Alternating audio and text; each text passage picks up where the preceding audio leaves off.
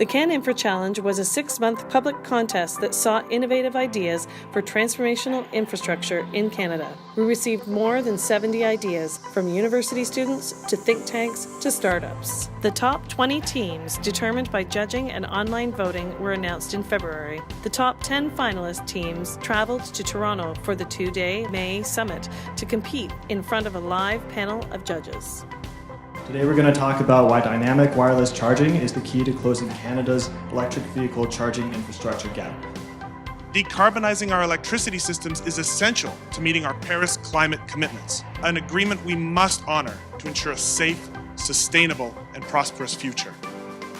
Presenting in front of a room full of people and just seeing him present with confidence, with knowledge, made me so proud. But seeing all the younger people and the older people in retirement present their passion projects, I found that fascinating. I really liked the idea around using spent nuclear fuel to generate electricity. I thought that was just the numbers that they put up there were staggering in terms of how much electricity we could generate and the cost savings. I think the highlights are really just that there's really interesting projects coming and that they're actually economically feasible and are not just going to help the business community, but they're also going to help the social community of Canada as a whole, not just cities. The particular highlights I felt were the contrast between public and private-based opportunities for growth in Canada. I was really interested in the projects that utilize the unused resource that is Northern Canada. I mean, every idea seems to have some merit. So they're all interesting and good ideas, and I think it's the broad spectrum of the ideas. It's also interesting. It's not just about biological issues or somehow mechanical. It really covers everything under the sun. The transformational ideas that we're actually going to seek to fund. And so that really was the genesis of the meeting that was held in October. And that is, of course, the reason we're here today and tomorrow to consider the great ideas that we hope are going to make an enormous long-term difference on our country. So I want to thank Killian, but also the folks from BCG for arranging this conference and this contest, which we think will have a huge impact. Obviously, I want to thank all the sponsors who've also been really important in coming together to make this happen. So I know Brookfield and Deloitte and Tories and RBC and CIBC and of course the Globe and Mail who are hosting us have had a big impact on making this happen. So I want to thank all of them for doing this. We think that the work that's being done here is hugely important. And so for me, I'm particularly happy to have been there in October and also to be here tonight to at least hear about the 10 finalists. Can you grab the space race of the 21st century? My reaction would be that we do actually believe the market is an important driver of this answer. So we do think that the idea that we're going to put in pricing for carbon is going to drive people, it's going to drive investment towards technological advancement in places that we can't expect. So the idea that the government is going to be all-knowing and come up with a space race that we manage ourselves, I think we would reject that notion and say that instead we want 1,000 points of opportunity across the country because of the overall economic framework we put in place.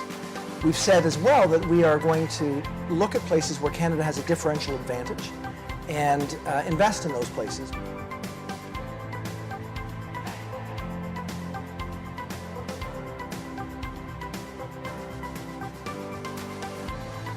I just hope that a large part of what you can help us with today, you have to help embolden and push people like me, and the media help to do that, as do others, advocacy groups and so on.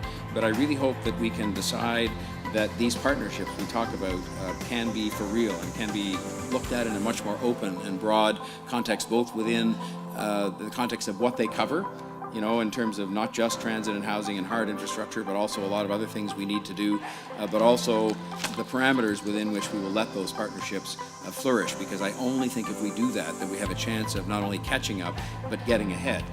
Experts and participants shared perspectives on how Canada can be a world leader in infrastructure.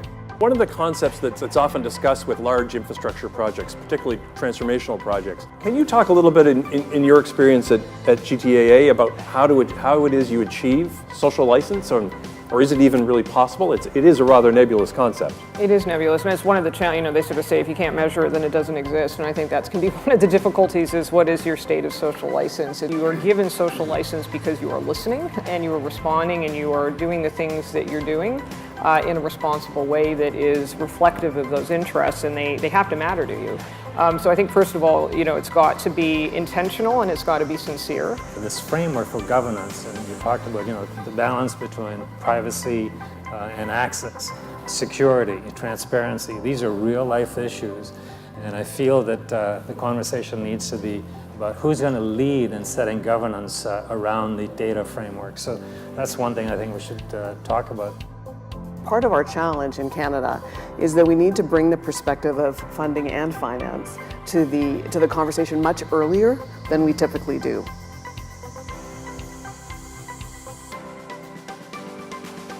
When I look around this room, I see people who share our government's ambition to make our towns and cities even better places to call home.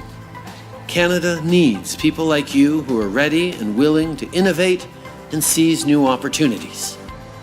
Grand Prize winner IceGrid, second and third place teams, and People's Choice team, as well as all the other contestants, put their ideas on the national agenda. To find out more about the team's ideas or to get in touch with them, visit caninfra.ca. Thanks to all the teams, our sponsors, and all Canadians who contributed. We look forward to continuing the conversation. For more information, please contact ccf@bcg.com.